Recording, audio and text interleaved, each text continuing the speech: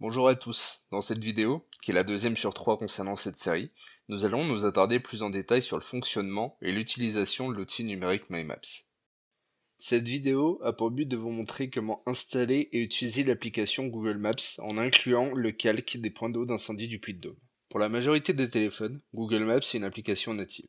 Cependant, si ce n'est pas le cas, vous pouvez la télécharger ou la mettre à jour à travers le Play Store pour les téléphones Android ou bien l'Apple Store pour les iPhones. Le but va donc d'être d'installer une surcouche, un calque, à notre application Google Maps, afin de voir apparaître l'ensemble de la DECI du Puy-de-Dôme sur notre application. Le moyen le plus simple mis en place est de flasher un QR code que vous trouverez dans cette vidéo. À savoir que cette carte est également visible sur une version PC. Après avoir flashé le QR code, vous verrez l'ensemble de la défense extérieure contre l'incendie du Puy-de-Dôme qui se charge. Attention, le premier chargement peut, en fonction de votre téléphone et de votre connexion réseau, être plus ou moins rapide. L'intégration de ce calque ne change rien à l'utilisation vanilla de l'application. Vous pouvez interagir de la même façon avec Google Maps, changer les paramètres par défaut, changer le thème de la carte. Dans tous les cas, l'utilisation du calque restera identique.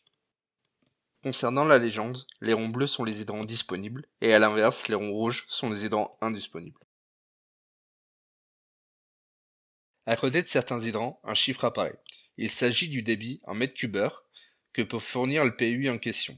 S'il n'apparaît pas, c'est que l'information n'est pas connue du service analyse des risques, car la ville, service des eaux ou les différents prestataires n'ont pas encore communiqué à ce sujet. Nous avons la même chose avec les points d'aspiration, qui eux sont représentés par un triangle bleu s'il est disponible, ou à l'inverse rouge si ce n'est pas le cas.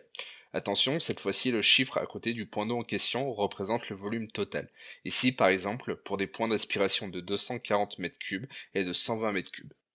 Ensuite, nous avons également les rangs jaunes. Ces derniers sont classés comme spécifiques. Il s'agit des poteaux qui peuvent être surpressés, des poteaux relais ou avec du mousson. Pour finir avec cette légende, les ronds orange représentent les PUI non réglementaires, à savoir les bouches de 65, les bouches de 40 et les poteaux de 40. Pour chacun des PUI, il est possible d'avoir davantage d'informations, en appuyant sur ce dernier, dans notre cas, un des PUI de turbo. Alors, on voit l'apparition d'un onglet avec la possibilité d'ouvrir une fiche descriptive. Sur l'onglet en question, nous pouvons voir le numéro du PUI, dans notre cas le 177. La lettre P devant le numéro signifie qu'il est privé. En appuyant sur plus d'informations, nous pouvons voir toutes les informations répertoriées sur ce PU. Dans notre cas, un PU 2x100 qui nous donne un débit de 60 m3/h, son état disponible et l'adresse complète. Concernant les PUI indispo, à partir du moment où l'on nous signale un PUI avec une problématique, nous pouvons mettre ce dernier indisponible sur le calque. Une fois le traitement de l'information et les modifications apportées en base de données, le PUI apparaîtra indisponible pour l'ensemble des utilisateurs. En fonction du personnel disponible au service, entre la réception de l'information et son traitement, il faut compter maximum 24 heures pour que la modification soit faite et visible de tous. 24 heures sur des jours ouvrés. Vous pouvez nous faire remonter les PUI indispo à partir de l'adresse mail qui s'affiche sous couverture de vos chefs de service et chefs de centre respectifs. Le process n'est pas encore parfait, mais la plus-value par rapport aux cartes papier reste importante. Il est tout à fait possible de retirer ce calque afin de revenir à une version plus claire et à une version Google Maps Vanilla.